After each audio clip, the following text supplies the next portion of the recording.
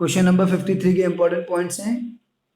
First, investment costing 24,000 was sold during the year for 25,500।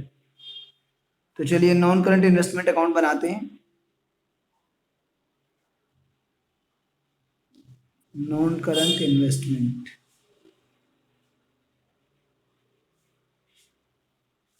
Non current investment आपको given है 150 180। ठीक है,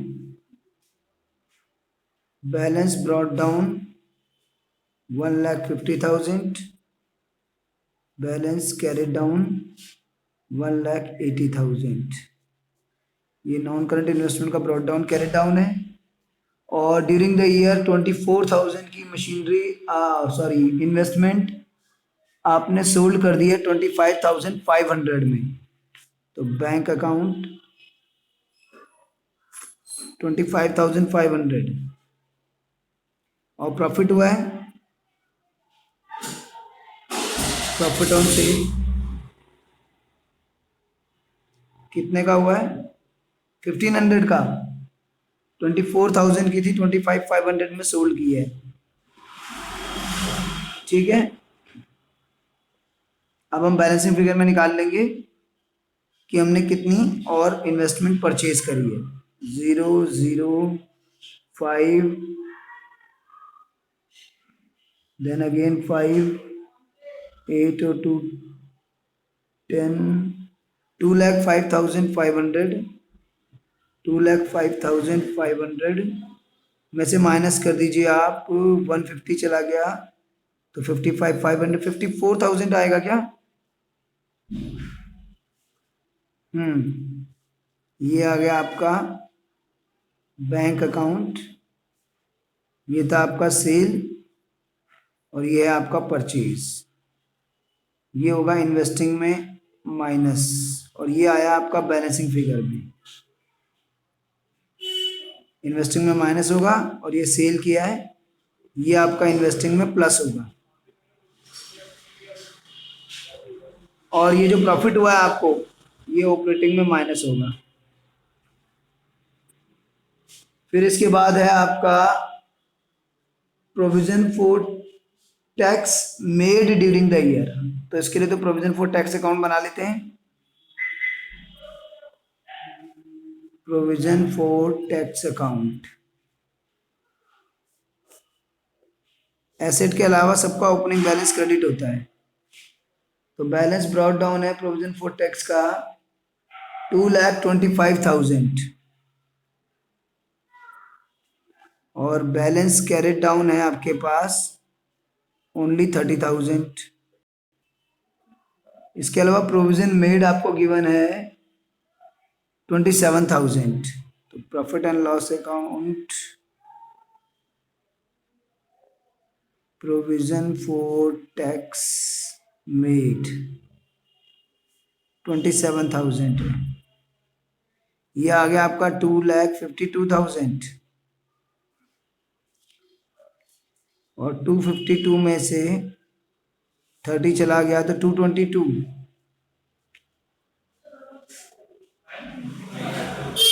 ये आपका आ गया बैंक अकाउंट टैक्स पेड।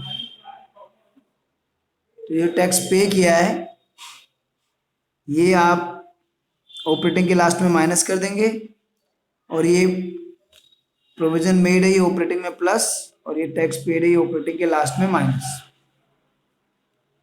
तो इन्वेस्टमेंट का हो गया, प्रोविजन का हो गया। During the year part of fixed asset costing 30,000 was sold for 36,000। Profit was included in the statement of P&L। तो फिक्स्ड एसेट 30 की आपने 36 में सोल्ड की है। फिक्स्ड एसेट का अकाउंट बना लेते हैं भाई। चलिए, फिक्स्ड एसेट्स अकाउंट,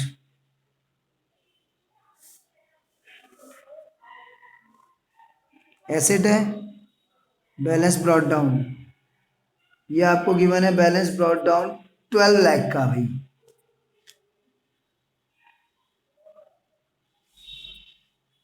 और बैलेंस कैरिड डाउन गिवन है 9,60,000 का।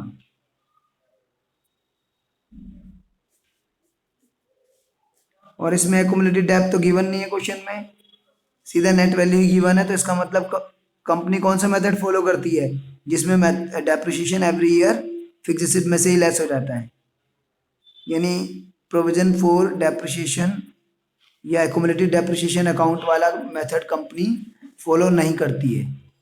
कंपनी वो वाला मेथड फॉलो करती है जिसमें डेप्रिसिएशन एवरी ईयर मशीनरी में से लेस हो जाता है, वो वाला कंपनी मेथड फॉलो करती है। तो ये ब्रॉट डाउन है, ये कैरेट डाउन है। अब इसमें लिखा हुआ है कि एक मशीनरी 30,000 की 36 में हमने सोल्ड कर दी, तो bank account 36,000 sale of my fix asset, और 30 की थी ये, तो 6,000 का प्रॉफिट हो गया। Profit and loss account, profit on sale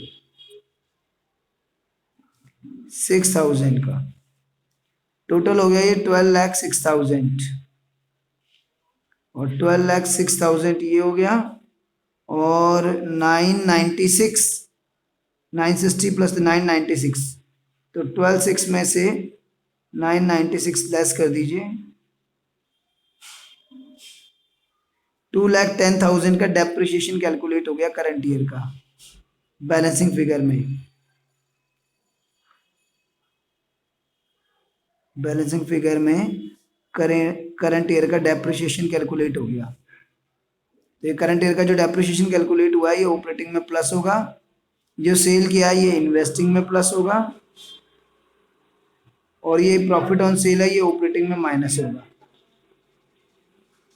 तो इसमें आपको मशीनरी की फिक्स्ड एसेट्स की ओपनिंग वैल्यू गिवन है, क्लोजिंग वैल्यू गिवन है।